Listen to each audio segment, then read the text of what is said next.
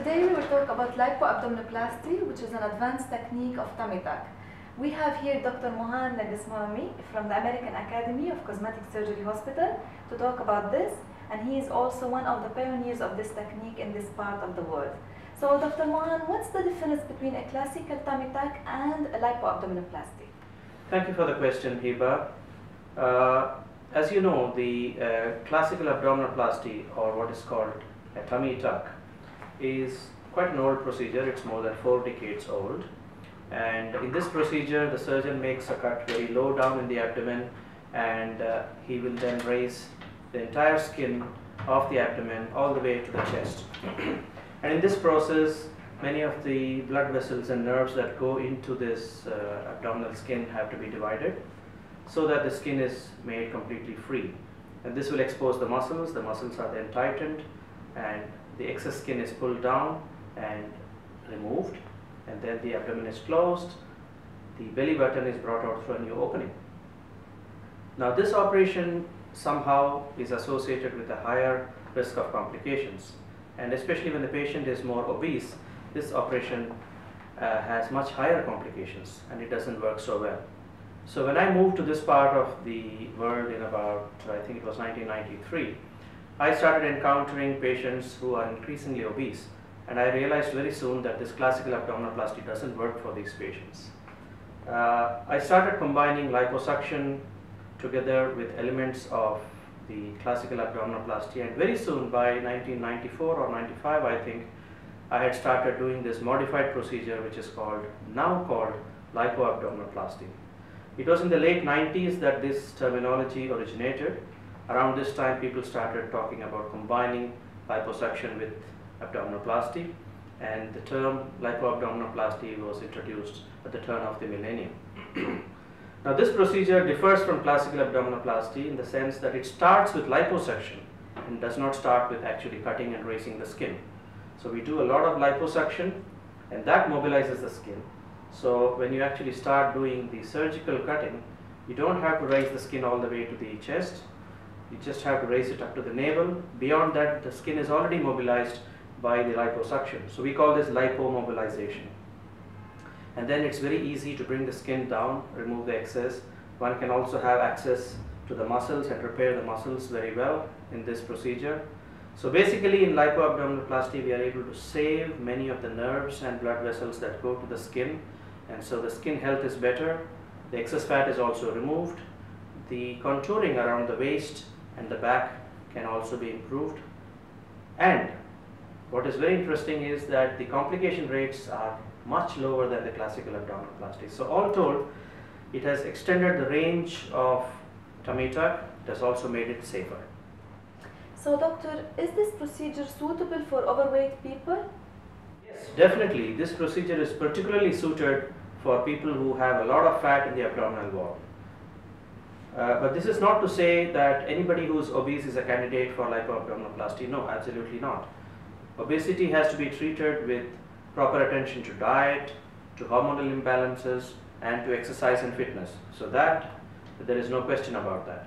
But out of the people who have obesity or excess fat in the abdominal wall, those that have most of the fat in the external abdominal wall, lipoabdominoplasty is very suitable for such patients. If the indications are right, then this is almost ideal for such patients. So how should a patient prepare for such a procedure? Now, prior to lipoabdominoplasty, the patient should have a good consultation with her surgeon, and then pay attention to all the risk factors such as diabetes, blood pressure, respiratory problems like asthma.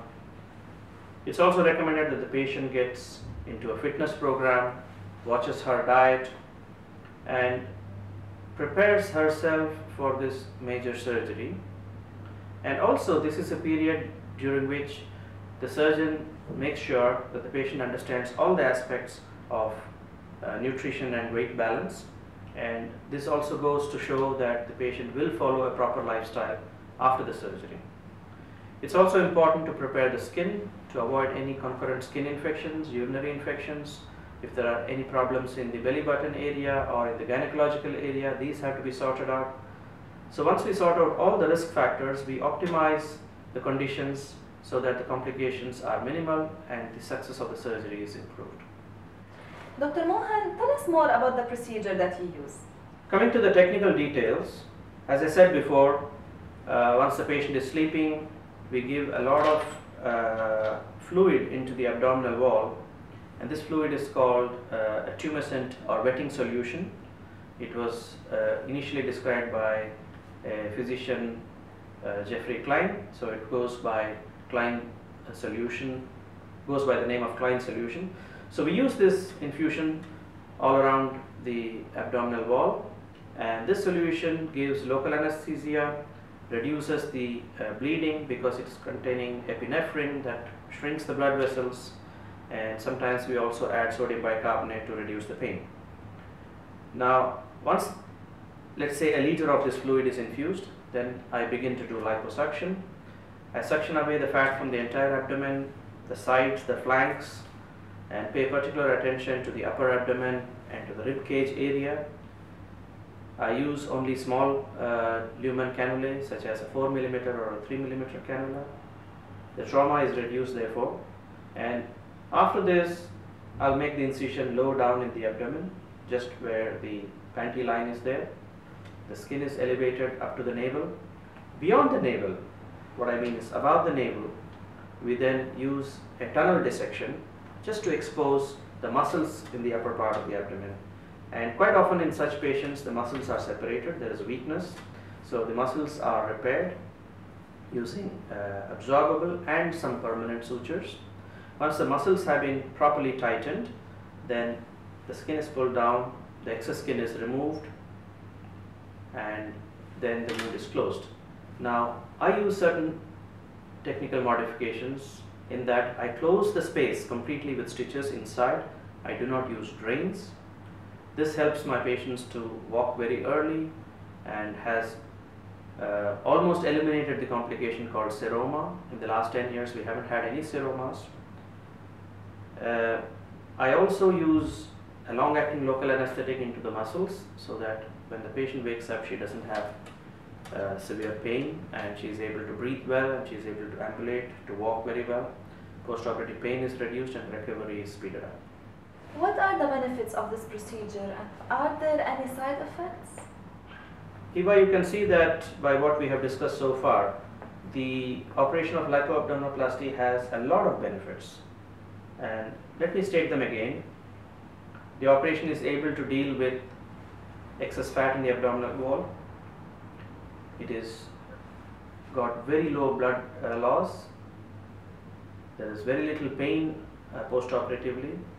Safety is enhanced, complication rates are less, and more importantly, there is a much better contouring because liposuction is able to take away fat from the flanks.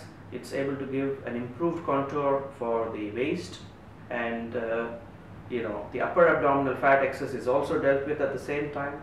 So all in all, the procedure is less painful, safer, better contouring, earlier recovery.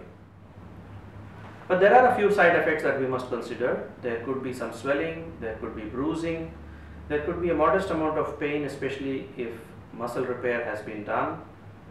There can be minor difficulties or delays in the healing of the wound at the lower abdomen. Sometimes an occasional patient may have chest complications. There is also possibility for blood clots formation in the legs. So in the preoperative counseling, we talk about all these complications. We also talk about how each of these potential complications is addressed in my practice and how we take preventive measures to minimize these complications. Dr. Mohan, the last question is, can you perform lipoabdominoplasty with any other procedure at the same time? Yes, certainly.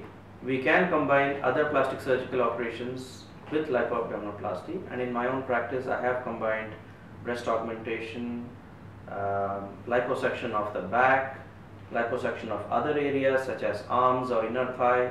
We have also combined what is called lower body lift, where the lipoabdominoplasty is combined with a flank lift or outer thigh lift or a buttock lift, for example.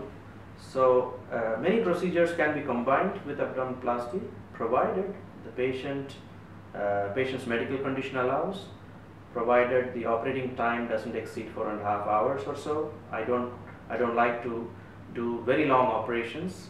It starts affecting the safety, and various other issues also come up. So we combine other surgeries with lipoabdominoplasty, provided it can be safely accomplished. Safety is always first. Thank you so much, Dr. Mohan, for your time. See you again for another interesting subject.